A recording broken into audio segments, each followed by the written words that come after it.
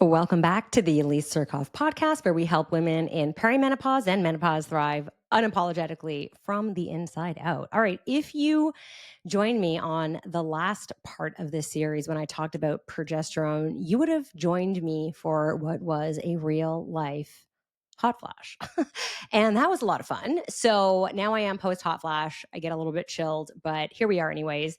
And today, part 2 on the hormone series, we're going to get into estrogen. So I talked a little bit about this on the last one, estrogen dominance, and how progesterone and estrogen are sisters, and they're twin sisters, right? Like born the same day and, share a lot of the same things, but are genetically very different in makeup. And so they are twins, but they're non-identical. They are fraternal twins, and how progesterone really helps kind of like calm estrogen down. Estrogen is the fun one, the sexy one, the let's get into trouble one.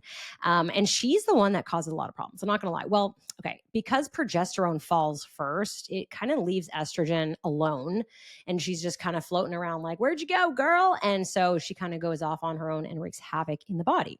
So her job really is to help regulate the menstrual cycle, whereas progesterone is really there to help keep a baby, right? And so if you're not pregnant, then progesterone is going to fall. So we want progesterone if we're pregnant to keep our baby. But estrogen is kind of like the queen bee. She the one we want to really protect. We love estrogen.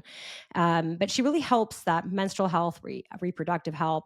She helps with maintaining bone density and heart health. So when we look at cardiovascular risks in women compared to men, we become equal in our risks for cardiovascular diseases once we're in menopause, because we don't have that protection of estrogen anymore. She also helps with a lot of brain functions as well. She supports skin elasticity, hair health, and vaginal tissue. She'll influence your mood, your serotonin, and your overall energy levels. Okay, so again, she's the fun one. And changes in perimenopause and then, of course, into menopause is going to be that she's going to be unpredictable. Why? Because her twin sister progesterone just literally fell. And so she's just kind of like left on her own devices here.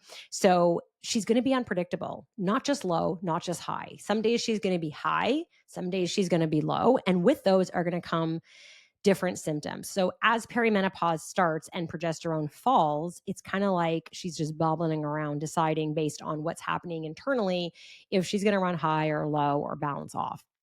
Estrogen surges can cause really heavy cycles. Sharp drops can cause hot flashes or night sweats. And if you join me on the last episode, which if you haven't watched that on YouTube, I highly recommend it, because I really wanted to push stop when that happened. And I'm like, no. We are here to be unapologetically ourselves. And so I was like, fuck it, we're going to just keep going and rolling with that. And by we, I mean me and all my personalities. And so if you haven't watched that and you want to see what a hot flash looks like, go ahead. But eventually she will fall. Eventually estrogen is going to come back down in menopause. And that's how you know that you're really in menopause. And this is where bone loss starts to really increase, and we increase the risks of cardiovascular diseases. All right. So imbalances, kind of symptoms. What does that look like? Okay, so for me and for likely a lot of you, for a lot of our clients, if not like 95% of clients that we see coming into our 4-function hormonal program, is that they all have estrogen dominance, which means too high of estrogen relative to progesterone. Because remember, progesterone dropped. So all of a sudden, it's like estrogen is always a little bit more than progesterone, but when progesterone falls, it creates a huge shift relative, and estrogen just kind of starts running really, really high. This can lead to heavy bleeding. So like I said in the last episode, it's like all of a sudden when you're cycling, you start bleeding really heavy. You might be bleeding through things. All of a sudden, you're like, holy shit, I never had a heavy period. By the way, this is when a lot of women go to their doctor and they're like, my periods are changing, and doctors like birth control. This is the number one reason why I see women with an IUD. They're like, my periods just became so heavy and irregular. Well, it's kind of what happens, and we can't help that and support that without going into hormonal birth control. But we'll talk about that another time. And then another symptom is breast tenderness. All right. So estrogen dominance, breast tenderness tends to go hand in hand. So when I am facing the end of my cycle, that late luteal phase when progesterone really drops off and my breasts are killing me, I know that estrogen is running high. So this is a time you really want to help support detoxification in the pathway, in the body's pathways for getting estrogen out of the body. And I'll talk about that in a second. And another really common symptom here is weight gain. So we're seeing just a lot of weight gain, especially around the belly. So, in terms of what happens with what? So, when estrogen is low, so that was estrogen running high or estrogen dominance. Again, super, super common. This is one of the reasons why we have our functional flush that we have a lot of our clients go through sometime in the program is to help with estrogen dominance and get estrogen out of the body. I kind of default this when I see a lot of women struggling when they're just like, kind of like a shit show coming into the program. It really will help get rid of that estrogen dominance quicker. But what about low estrogen? We have this as well. And I know when I struggled with low estrogen, it was newer for me because I'm typically estrogen dominant.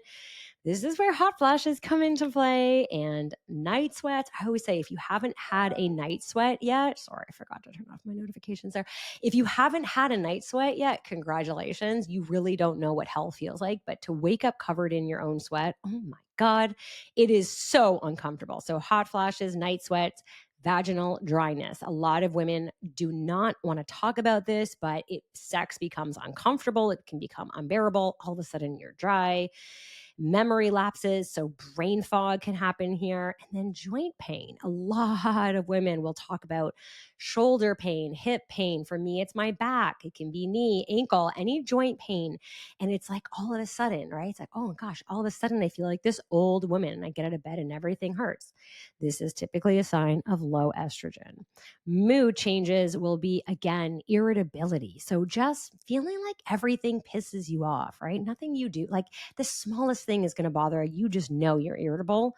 Depression and anxiety. So again, this is when you go to your doctor and you're like, I'm just having, my periods are heavy. I'm feeling anxious. I'm feeling depressed. And your doctor's like, oh, well, let's just get on birth control and stop cycling and let's solve all your problems. Again, wrong solution for the wrong problem. So like when I see women on birth control in their like 40s and 50s, and I'll ask them, hey, do you mind me asking, but like, what's the reason you went on birth control? Unless they say birth control, we definitely have a conversation around why they were put on it. And it always has to do with irregular cycle symptoms and definitely either this estrogen dominance or low estrogen feeling. Okay.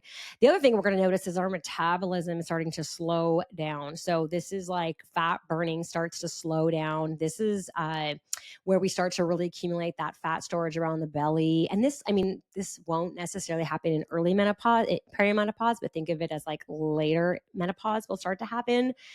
This is where a lot of women are starting to go into the world of GLP-1 agonists here and helping, quote unquote, rev up the metabolism again. These are all things that are common. That doesn't mean that we have to normalize it. And there's a lot of things that we can do.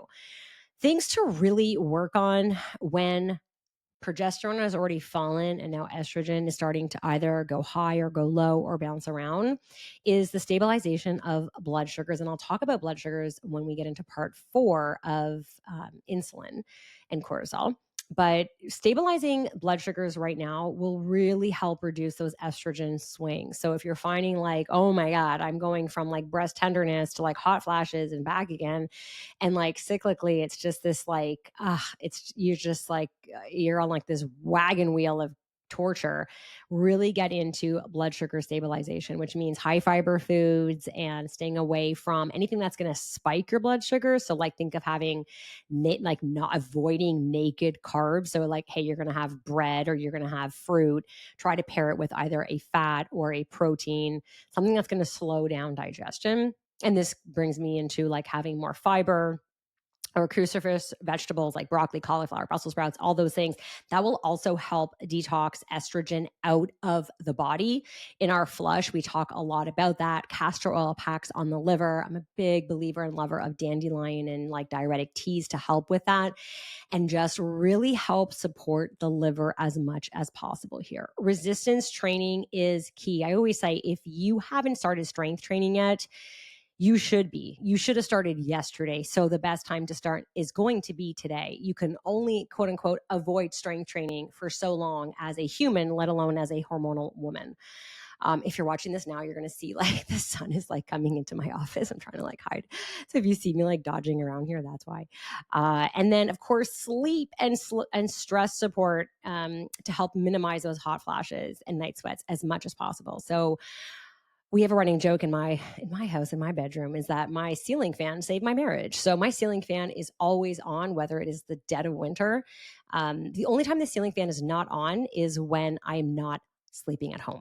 So when I'm traveling, it is not there. I remember there's times where I've had a fever and I'm shivering, and Albert's like, well, let me turn the ceiling fan off. And I'm like, the fuck no. Because if I have a hot flash in the middle of the night, like I will just die. I need that fan on. So I hope that this was helpful in terms of kind of giving you some tips of what is happening in the body with estrogen. And estrogen is really, really important, and definitely something that you're going to want to talk to your doctor about for hormone replacement therapy if you are in menopause and you're just like, no, my doctor said she doesn't believe in it.